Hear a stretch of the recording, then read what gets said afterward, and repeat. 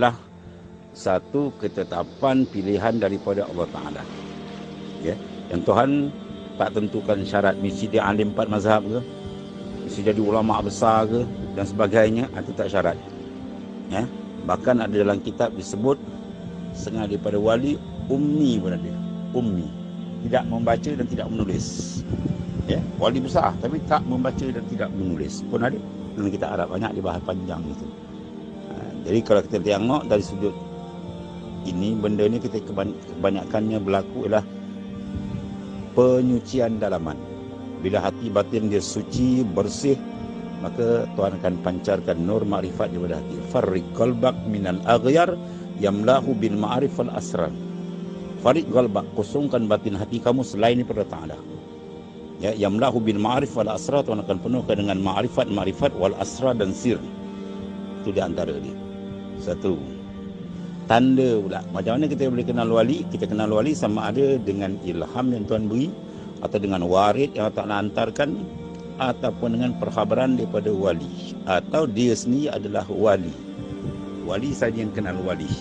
Ya, bahkan ada di kalangan para awliya ni yang dia sendiri pun tak kenal dia itu wali. Ada. Ya, para wali besar dia sendiri tak kenal yang dia itu adalah wali, pun ada juga.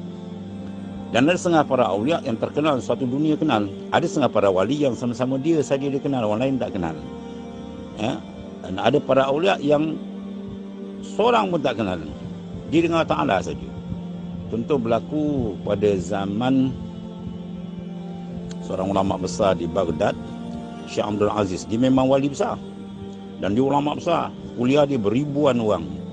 Satu ketika Nabi Khidir AS hadir dalam kuliah dia di Baghdad. Jadi ketika Nabi Khidir datang menziarahi kuliah tadi, dia lihat seorang pemuda. Pemuda tu duduk di luar masjid, dia tak masuk dalam tempat kuliah tadi. Tiba-tiba Nabi Khidir AS kata, "Ya Fatan, wahai pemuda, sila masuk tu, Syekh Abdul Aziz tengah mengajar." Apa jawab pemuda tu? Dia kata, "Macam mana aku nak menghadap dengan Syekh Aziz sedangkan aku sekarang sedang berhadap dengan Al-Aziz." Beranjak Nabi Khidir AS, Masya Allah, ada lagi wali yang aku tak kenal, kata Nabi Khidir AS. Bermakna soal wali ni, soal kerohanian, itulah yang mana dia ni adalah urusan Allah Subhanahu wa Ta'ala.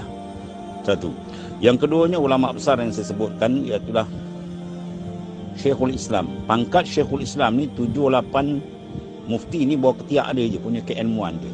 Itulah Syekh Abdul Wahab, ya, makna yang sangat masyhur. Syekh Abdul Wahab Asy-Sya'rani, karangan dia begitu hebat, segi ilmu zahir, ilmu rohani, karangan cukup banyak. Jadi secara ringkasnya, cerita Syekh Abdul Wahab Asy-Sya'rani ni pada zaman dia masyhur di kalangan orang menyebutkan Syekh Ali Al-Khawas ni wali besar. Sedangkan dia ni maknanya ulama besar tapi ahli zahir. Ya. Jadi ringkas cerita dia, tiap-tiap kali dia lalu nak pergi pejabat dia, lalu dekat rumah Syekh Ali Al-Khawas, disindir Syekh Ali Al-Khawas. Dia kata, "Subhanallah lam yaj'al waliyan minal jahil." Maha suci Allah yang tidak menjadikan orang jahil ni wali. Disindir. Jadi Syekh Ali Al-Khawas kata, Maha suci Allah Ta'ala yang tidak mustahil dia boleh memberikan ilmu kepada wali tadi. Begitulah berlaku hari-hari. Satu ketika tak bukakan, selesai ke benda ni, itulah Syekh pada waktu malam, dia orang Arab biasanya rumah dia ada loteng atas. Jadi bila panas kan dia naik loteng, duduk atas ambil angin di atas waktu malam. Jadi Syekh Abdul Wahab Asy-Sya'rani, ulama besar ni, isteri dia nama Siti Zainab. Jadi dia nak naik ke atas dulu pakai tangga, lincang bini dia. Bini dia duduk belakang, lincang dia bawa naik ke atas. Habis. Besok pagi bila dia Syekh Abdul Wahab pergi pejabat dia, lalu Syekh Ali Khawas, disebut lagi, diperli lagi, "Subhanallah lam yaj'al waliyan minal jahil." Maha suci Allah Ta'ala yang tak jadikan wali pada orang jahil. Terus Syekh Ali Al-Khawas jawab, ya, "Subhanallah lam yaj'al." Maha suci Allah Ta'ala yang tidak menjadikan akan aku ni himaran li Zainab, jadi himar bagi Siti Zainab. Masya Allah, Syekh Abdul Wahab kata, macam mana dia tahu aku pikul bini aku malam tadi. Masya Allah, memang wali besar. Ringkas dia, akhir dia menghadap nak berguru dengan Syekh Ali Al-Khawas. Syekh Ali Al-Khawas mula pulangkan paku buah keras lah, ya. Dia kata apa, aku ni orang jahil macam mana dia kata nak jadi wali. Tu akhir ringkas cerita dia, Syekh Ali Al-Khawas pun terima dah. Tapi dia syarat, dia kata, aku nak ajar kau apa, kau alim ulama besar, Syekhul Islam lagi. Tapi satu je, orang tak boleh sampai kepada Allah selagi ada dalam batin hati dia makhluk. Oleh kena buang itu ke segala makhluk, sama ada makhluk tu berbentuk manusia atau sebagainya. Dan hijab dalam kaedah sufi ada dua. Satu hijab zulmani, benda maksiat, benda mungkar, itu zulman, gelap. Satu lagi hijab nurani, iaitulah benda baik, ilmu, amal, tapi kita berpegang dengan dia, pandang dia, tak nampak kurnia dia Allah. Ini panggil hijab. Jadi oleh kerana ilmu tu, bila kamu dapat ilmu tapi kamu nampak ilmu tu, dengan ilmu tu kamu rasa hebat, aku dapat ilmu, aku rajin belajar dan sebagainya, aku alim, itu jadi hijab. Dia kena lenyapkan benda tu. Ya, macam dalam syair Arab mengatakan wakhlaq nak laid. Hendaklah kau cabut dua sepatu kamu nak masuk menghadap raja, dan cabut sepatu, dua sepatu. Apa mana sepatu di sini? Dia bagi isyarat itulah pertama al-ilmu al-mal. Kita ilmu dan amal kena buat, tapi jangan pandang. Pandang itu kurnia dari Allah. Bila kita pandang diri kita hebat, dia boom jatuh. Dia ringkas cerita dia, kalau kau nak berguru dengan aku, kau ambil semua kitab kau tu, wahai Abdul Wahab, dan kau bawa tepi sungai, kau cempak ke tepi muara sungai. Jadi satu tindakan pelik tu kan. Kitab, kalau mufti pun kitab dah berlori, kalau Syekhul Islam dah tahulah, habis. Jadi dia pun bawa lah bungkus. Tiba di muara sungai, dia rasa sayang kan, dia letak, dia balik. Syekh Ali Hawas kata, apa kau lihat? Tak ada apa, dia kata, kau belum cempak lagi. Masya Allah. Akhirnya, betul lah begitu. Akhirnya dia pun pergi balik, dia cempak. Dia cempak ada kitab dia, sebelum kitab tu jejak ke air, diangkat dari atas oleh tangan daripada atas, tangan daripada alam malakut, angkat kitab tu ke atas. Masya Allah.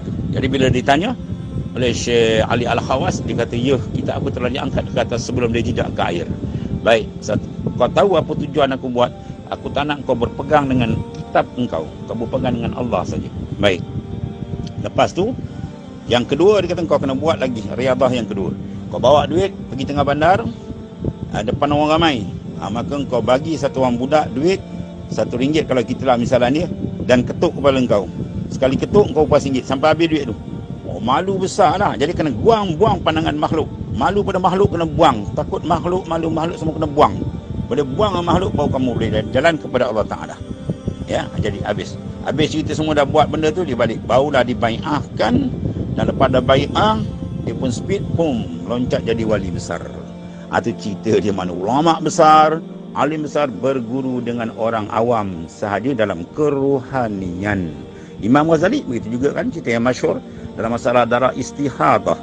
Ya, apabila dia bersembahyang jadi imam, diikut oleh ribuan anak murid, sedangkan adik dia Imam Ahmad tidak mengikut, mufarakah.